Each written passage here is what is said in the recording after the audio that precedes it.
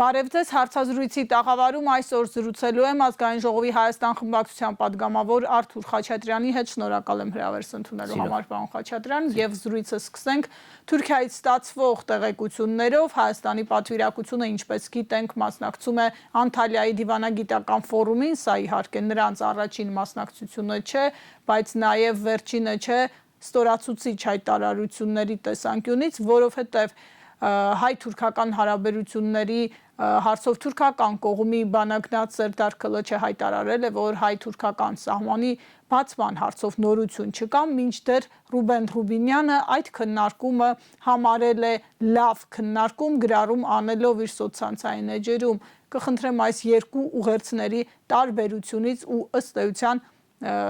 տրամաբանորեն հակառակ ազդակներից սկսել։ Դե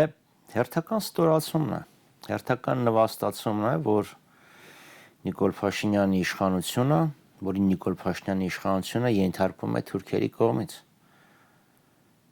Դեռևս ամիսներ առաջ Ռուբեն Ռուբինյանը հայտարարել էր, որ Թուրքիան քաղաքական կամք չի դրսևորում, ինչը պետք է կույր լինել չտեսնելու համար, այսինքն առանց Ռուբինյանի ինքնախոստովանության էլ էր դա հասկանալի։ Եվ հանկարծ հանդիպում է տեղի ունենում Քլիչի եւ Ռուբեն Ռուբինյանի միջև։ Ռուբեն Ռուբինյանը, որպեսզի ցույց տա, որ գոնե մի քիչ ինչ որ դրական տեղաշարժ կա, ինչ որ հաջողություն է արձանագրել, շտապում է X սոցիալական միկրոբլոգում գրել, որ շատ լավ հանդիպում է տեղի ունեցել։ Եվ դրան անմիջապես հետևում է Քլիչի հայտարարությունը, որ որևէ հաջողություն չկա։ Առաջընթաց չկա այն դեպքում, երբ իշխանությունը միլիոններ ծախսեց Մարգարայի անցակետը հապճեպ վերանորոգելու համար ու դարձրել է տուրիստական մի վայր, դեսպաններին ու Հայաստանի հյուրերին, նաև թուրք լրագրողներին տարել էր զբոսանքի։ Իրավամբ հայտարարություն է, այս իշխանությունները քափուքրտինքի մեջ մտած փորձում են ցույց տալ, որ հեսա Թուրքիայի հետ հարաբերությունները բարելավվելու են, հեսա ճանապարհը կբացվի, Հայաստանին երջանիկ ապագա է սպասում, ինչ որ ցնդաբանություն են մոգոնել, որը կոչում են խաղաղության խաչմերուկ, եւ որ ցույց տան թե ինչքան դա իրատեսական իրենք ինչքան շատ գրգռված եւ հետեւողական են, այո, փողեր են վատնում այդ անցումները կառավարելու, վերանորոգելու վրա։ Ես հիշում եմ Շիրակի հերթական նախկին մարզպետներից մեկը նույնիսկ մուննաթեր եկել, որ 20 տարի է ուրեմն դեպի երկաթգծային անցում ճանապարհը չէր վերանորոգվել, բայց որևէ առաջընթաց չկա, որովհետև Թուրքիան տասնյակ անգամ, 100 անգամ ասել է, որ իրենք Հայաստան-Թուրքիա հարաբերությունների կարգավորումը կամ որևէ տարրական հարաբերությունների հաստատումը կապում են Հայաստան-Ադրբեջան հարաբերությունների բարելավման մեծ ճակերտների մեջ բարելավման հետ, իսկ բարելավում ասելով իրենք հասկանում են Հայաստանի անմռունչ անվերապահ ենթարկեցումը Ադրբեջանին։ Ինչի մասին էլի Քլիչը ճիշտ է։ Այո, եւ բացի Քլիչը նաև Էրդողանն է ասել, որ Հարավային Կովկասում անվտանգության ճարտարապետ տեսնում է Ադրբեջանին եւ այս առումով իրենց հարաբերությունները եղբայրական են եւ այլ որակումներ։ Հիմա Գիտեք, ես ասեմ, էլի այս իշխանությունները այնքան պրիմիտիվ են, որ իրենք կարծում են, որ Թուրքիա-Իսրայել հարաբերությունների լարման եւ Իսրայել-Ադրբեջան հարաբերությունների ջերմացման ֆոնի վրա կարող են Թուրքիան եւ Ադրբեջանին իրար դեմ լարել։ Այս պրիմիտիվ այս քաղաքականությունն է, էլի։ Այն էլ Հայաստանի համար։ Այո, այսինքն իբրև թե իրանք կարող են հանկարծ առիթից օգտվել, sense Թալերանն ու Մաքիավելին ընտեղ նստած են, sense բարդ իրենց համար ուրեմն ծրագիր են մշակել, բայց դա խայտարակվեց։ Գիտեք, նույն ձևի խայտարակվեց այս օրերին 6 տարի առաջ Նիկոլ Փաշինյանը Վիեննայում, երբ Ալիևի հետ հանդիպումից հետո առաջի ուրեմն Մինսկի խմբի համանախագահների շրջանակներում առաջին իսկ բանակցություններից հետո վեր կացավ, ասեց շատ հաջող են անցել։ Իսկ հետո դա ինչ արձագանք ունեցավ, ինչպես դա մեկնաբանեց Ալիև, այսինքն խայտարակություն, էլի որևէ բան իրոք չեն սովորել։ 7 տարի առաջի դասանում, չէ՞։ Ինչպես ինքն է ասում։ Մանկամսուրում են մնացել։ 7 տարի այդ մանկամսուրի տրամաբանությունից դուրս չեն եկել։ Եվ այն ինչ որ ունենք, այրանց մանկամսուր եւ դավադիր, լավ, դավադիր եւ մանկամսուր այս խայտարակ մոլոտովյան կոկտեյլի հետևանքով է, որ մենք հայտնվել ենք այս իրավիճակում։ Պարոն Խաչատրյան, այս այցելությունը Դավադիր սեփական երկրի հանդեպ, սեփական ազգի հանդեպ եւ այդքան մանկամիտ համաշխարհային տենդենսները գնահատելու առումով։ Այս այցելությունը որքան էլ իհարկե հասկանում ենք, որ այս իշխանությունը օգտագործելու է PR նպատակով ձեր ասած ցույց տալու, որ ի վերջո ինչ որ process կա, քննարկումներ են գնում, խոսում են, լուրջ բաներ են քննարկում, բայց հասկանում ենք, որ իրականում դրա տակ ոչինչ չկա, բայց հրապարակային հայտարարություններից բացի դուք կարծում եք Հայաստանի իշխանությունները ինչ որ փակ ձևաչափով հանդիպումներ, քննարկումներ գուցե հրահանգներ կստանան Անտալիայում, որովհետև սրանից առաջ էլ Արադ Միրզոյանի Դուբայում կայացած փակ հանդիպման մասին էր խոսք եղել ադրբեջանցի գործընկերոջ հետ եւ նրա Դուբայում գտնվելու փաստը չէր հերքվել։ Չեմ բացառում, այս իշխանությունները 18 թվականից սկսած փակ հանդիպումների շարք են անցկացրել Ադրբեջանի իշխանությունների հետ, որոնց մասին շատ հետաքրքիր բացահայտումներ արեց Ալիևը 44-օրյա պատերազմի սկսելուց մի քանի օր առաջ, որոնք իդեպ Նիկոլ Փաշինյանը չհերքեց, այլ ուղղակի sense նեղացավ, թե բա ինչի ես գաղտնի բաներ ասում, գաղտնի ուրեմն պայմանավորվածությունները բացահայտում, եթե դա է խաղի նոր կանոնը, նենց բաներ կասեն, որ Ադրբեջանը անհույս կապակաունանա իրավիճակը։ Մինչև հիմա ասում Այո, եւ գիտեք, հենց պատերազմի նախորդ օրն է ասում, հաջորդ օրը պետք է ասեիր։ Ինչի վախեցավ ասի։ Այնպես որ այո, գաղտնի համաձայնություն հանդիպումները եղել են, գաղտնի համաձայնություններ են ձեռք բերվել, հիմա էլ դա շարունակվում է։ Իհարկե շարունակվում է այդ ամեն ինչը։ Վերջը Փաշինյանը շատ լավ հասկանում է, որ իր իշխանության մնալը ուղղակիորեն կախված է Թուրքիայի եւ Ադրբեջանի բարեաճ վերաբերմունքից։ Փաշինյանին պետք է այդ թղթի կտորը, որի վրա գրված լինի խաղաղություն, բովանդակությունը, որ լինելու է ստորացուցիչ կապիտուլյացիա, իրան չի հետաքրքրում։ Իրան պետք է այդ թուղթը, որպեսզի ասի, տեսեք ժողովուրդ, ես խոստացա խաղաղություն, այս խաղաղությունը բերել եմ, իմ օգտին էլի մի անգամ քվեարկեք, որ հանկարծ ռևանշիստ դաշնակներն օրինակ չգան, ռևանշիստ ֆաշիստ, որ Ալիևն էլ հաճիկ ստանա, դաշնակները հանկարծ չգան, մեր ձեռք բերված խաղաղությունը հանկարծ չխաթարեն։ Եվ այդ թղթի կտորը ստանալու համար ինքը պատրաստ է գնալ ցանկացած զիջման, ցանկացած ստորացման, լինի հայ-թուրքական ճակատի վրա, լինի հայ-ադրբեջանական ճակատի վրա։ Եվ պարոն Խաչատրյան, իհարկե այս ամենի ֆոնին նորություն չէ Բաքվի հռետորաբանությունը, Ալիևը էլի վերջին օրերին վերահաստատեց իր դիրքորոշումները, նորից խոսեց ուլտիմատումներով, այսինքն այստեղ բան չի փոխվել եւ մյուս կողմից շարունակվում է գետնի վրա թիրախավորումը հայկական գյուղերի, արդեն ոչ միայն Սյունիքում, նաեւ Տավուշի ուղղությամբ մարդիկ այո ահազանգում են, չնայած որ նշում են օդ են կրակում, բայց միևնույն է այս չդադարող ճնշումները, վախի մթնոլորտը շարունակվում է ու հաշվի առնելով միջազգային ֆոնը, ձեր նշած լարվածությունը մեծ հաշվով մեծ մերձավոր արևելքում, կարծում եք Ադրբեջանը ինչ տակտիկա է ընտրել, այսպես վախեցնելով, փորձել պարտադրել այն բոլոր զիջումները, որոնք շարունակությունը հա զիջումների, որոնք ստացել է անխոչնդոտ, թե ի վերջո նաև օգտվել իրավիճակից եւ գնալ ավելի կտրուկ քայլերի։ Փաշինյանը Արցախը համարում էր թոք Հայաստանի վզին եւ ամեն ինչ արեց, որպեսզի այդ թոքը կտրվի։ Այսինքն Արցախը փոկի Հայաստանից եւ դա Ադրբեջանին։ Բայց փաստն այն է, որ իր վզին է հիմա Ալիևը թոք գցել եւ անընդհատ ձգում է, անընդհատ խեղդում է։ Փոկելով զիջումի հետևից։ Այնքան չի ձգում, որ Փաշինյանը, այո, որ խեղդի այսքան Փաշինյանի իշխանությունը Հայաստանում տապալվի, որտեղ ինքն էլ է հասկանում, որ ժողովրդի համբերությունը վերջի անսահման չի, ինչքան տալ, բայց այդպես ձգում է, որպեսզի մեկիկ զիջումները փոկի։ Սահմանադրության փոփոխության մասին է խոսում։ Ալիևի երեկվա հայտարարությունը ճանապարհի հետ կապված պատահական չի, իրանք ասում են, եթե դու ուզում ես ապա շրջափակում, ուրեմն պիտի բացես Զանգեզուրի հետ կա։ այո, Նախիջևանի կամ Զանգեզուրի այսպես կոչված Զանգեզուրի միջանցքը։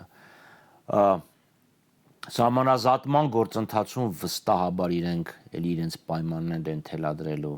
եւ այս իրավիճակի լարումը ինքը ինչ է նշանակում, չէ՞ ինքը ֆոն է ստեղծում։ Եթե հանկարծ այս իշխանությունները հանկարծ որոշեն ինչ որ մի հարցի չենթարկվեն, ինչ է լինելու։ Դե զզվցրիկ այնքան է կրակում, ստիպված ենք լրացնել այդ կրակակետերը։ Եվ էլի Փաշինյանը գնա մի ուրիշ գյուղ, ինչպես իրանցում էր, ասի, եթե չտանք, հա, կլինի պատրաստ կլինի։ Այո, անկասկած, տեսեք պաշտպանության նախարարությունը մի քանի առաջ հայտարարեց, թե սահմանազատման գործընթացում ուրեմն այդ ականազերծման ոնց է ձևակերպումը չեմ հիշում, բայց սահմանազատում է տեղի ունեցել, ինչ որ տարածք է ականազերծվել, եւ այդ ականազերծված ականները պայթեցվում են, այսինքն ինչ դու մի տարի ականները իր պայստավորել նոր է սկսել պայթացնել, թե հիմա տարածքես ականազերծում որ հանձնես, հարցը չի առաջանում, որտեվ 11 ամիս, չէ՞, process-ը սկսեց մարտ ամսին, մարտի 9-ի 10-ի կողմերը, մայիսին արդեն իրենք սահմանը զատել էին, չակերտավոր, հիմա ինչ 11 ամիս է անցել, նոր են սկսում պայթացնել։ Հարցը, կառավարությունը, հեսա կառավարությունը գալու է խորհրդարան, չգիտեմ, եթե այլ հարց չլինի, օրինակ կարելի է այդ հարցն էլ գտնել։ Չնայած այնքան հարցեր կան։ Եվ փորձենք նաև գնահատել հնարավորությունները արտաքին գործոնների ազդեցությունները, հա, Ադրբեջանի հնարավոր սադրանքների առումով այդ թողտվությունները կարծում եք նա այս փուլում ստանալու է, թե ամեն դեպքում Հարավային Կովկասում լարվածություն պետք չէ ոչ Միացյալ Նահանգներին, ոչ Ռուսաստանին, որոնք այսօր ավելի մեծ հարցեր են լուծում։ Եթե Ադրբեջանը գնա սադրանքի, ես շատ մեծ վտանգություն ունեմ, թե ինքը կստանա միջազգային հանրության կողմից արժանի հակահարված։ Այսօրվա ստեղծված իրավիճակում, երբ Փաշինյանը պատրաստ է ցանկացած զիջման եւ չի պաշտպանում մեր ազգային շահերը, որևէ երրորդ կողմի միջամտություն ես շատ անհավանական եմ համարում։ Որովհետև կոնֆլիկտը ոնց է, տեսեք, նույն Հայաստանը, չէ՞, մի քանի շաբաթ առաջ հայտարարեց, որ ինքը ողջունում է Ղրղստանի եւ Տաջիկստանի միջև սահմանային վեճի լուծումը, տենց մի հայտարարություն եղավ։ Եվ որևէ մեկը չվելուծեց, իսկ այդ համաձայնությունը իրոք համաձայնություն էր, թե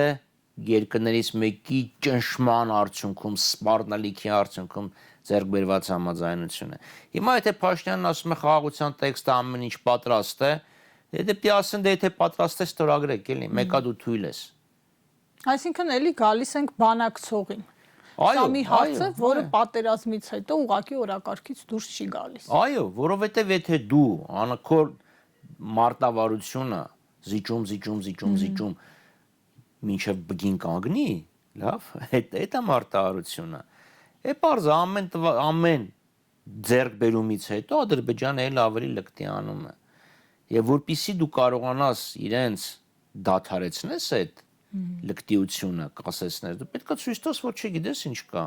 Հերիք եղավ, բոլ եղավ։ Հենց դու ասում ես հերիք եղավ, բոլ եղավ, կլինեն էլի մարդիկ, որոնք ասեն հալի դե հերիք եղավ, բոլ եղավ։ Ալիևը հենց նույն տրամաբանությամբ էլ խոսում է իր գործընկերների հետ, նույն ֆոն դեր Լայենի հետ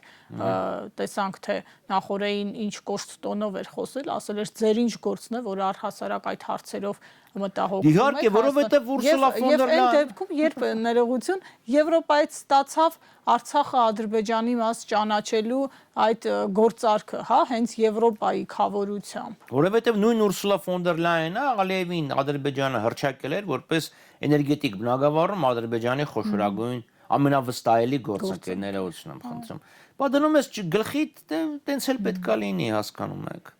Այդ ամբողջ խնդիրը, որովհետև Նիկոլ Փաշինյանի առաջնորդությամբ այս երկիրը դադարել է, մեր հայրենիքը դադարել է գործոն լինելուց։ Հայաստանը Նիկոլ Փաշինյանի իշխանությամբ ժամանակաշրջանում դադարել է գործոն լինելուց։ Հայաստանը ոչ թե բանակցությունների սեղանի շուրջ է նստած, այլ սեղանին է դրված։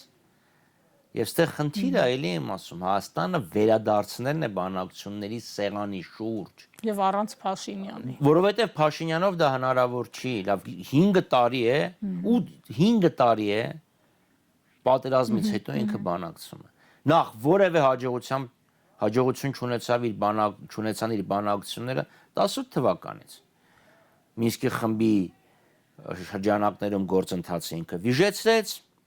Ալիևի հետ տետատետ գաղտնի բանակցությունները որևէ արդյունքի չբերեցին եւ հիմա էլ 20 թվականից հետո էլի փորձում է բանակցել։ 19 թվականի առաջարկները մերժեց ըստեյության։ Այո, դե դա է նշանակում վիժեցնելը, որովհետեւ ինքը որոշեց ցույց տա, որ ինքն ասող տղա է, ուլտիմատիվ կերպով սկսեց պահանջել բանակցային ձևաչափի փոփոխություն, այն դեպքում երբ համաձայնություն կար, որ երբ հիմնարար սկզբունքները համաձայնեցվեին, արդեն խաղաղության համաձայնագրի մշակման ժամանակ Արցախն էր ներկայացված լինելու, հետո ասեց դե որ չէ, ուրեմն մի հատ հələ մտածենք մեզ այդ հիմնարար սկզբունքները պետք են թե պետք չեն, այսինքն ինքը ումա ձեռնոցն է տել, Միացյալ Նահանգները, Ռուսաստանի Դաշնություն, Ֆրանսիա, եւ իհարկե դա բերեց բանակցությունների ձախողմանը։ Եվ պարոն Խաչատրյան, գանք Արցախին, որը ինչպես դուք եք ասում, Փաշինյանը համարում էր թոք մեջ բերում եք իրեն, այո, հիմա նա հասկանում է, որ այդ պարանը չի կտրել, ինչքան էլ ցանկանար, պարանը իհարկե ճակերտների մեջ փոխաբերական իմաստով, այսօր նստածույցը շարունակվում է Ազատության հրապարակում արցախահայերի, ճիշտ է, սոցիալական խնդիրներն են թվում է, թե առաջին պլանում, բայց Արցախահայերի հավաքական վերադարձի հարցն է օրակարգում եւ իշխանությունը նաեւ գիտակցում է, որ հենց այդ թեկուս սոցիալական խնդիրների, այսպես ասած, հողի վրա իր դեմ կարող է շատ լուրջ շարժում ձևավորվել ու փորձում են ամեն կերպ դրան խոչընդոտել, իհարկե անում են շատ թշվառ առաջարկներ, մեկ ամիս էլ երկարացնել այդ 40 գումարած 10,000 դրամը, կխնդրեմ անդրադառնալ նաև այս հարցին երկու համատեքստում եւ հավաքական իրավունքների իրացման եւ կոնկրետ տեղում մարդկանց սոցիալական խնդիրները լուծելու։ Տեսեք, Արցախի հարցը, Արցախյան շարժումը Նիկոլ Փաշինյանը չի սկսել, որ ինքն էլ վերջացնի։ Որքան էլ հայտարարում է։ Որքան էլ որ հայտարարում է, Արցախյան շարժումը սկսել է Արցախի ժողովուրդը, որովհետև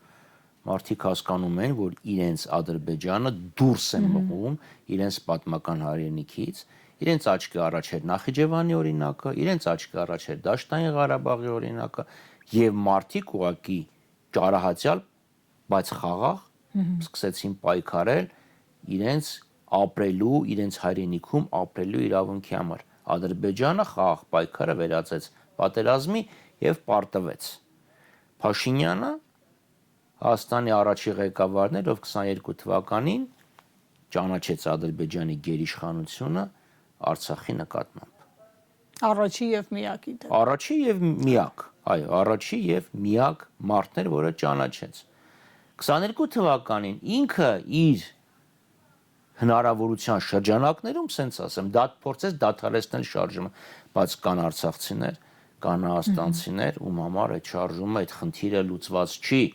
անկախ նրանից, որ Արցախը ենթարկվել է էթնիկ զտման, Ադրբեջանի ցեղասպան գործողությունների արդյունքում եւ բռնակցվել է Ադրբեջանին։ Հիմա արցախցիները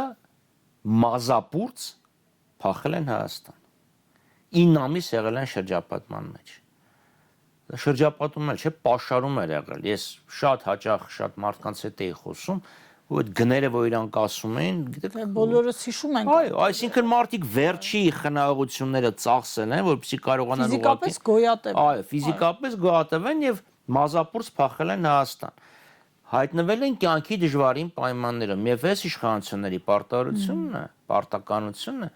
այնպիսի օժանդակության ծրագրեր մշակել,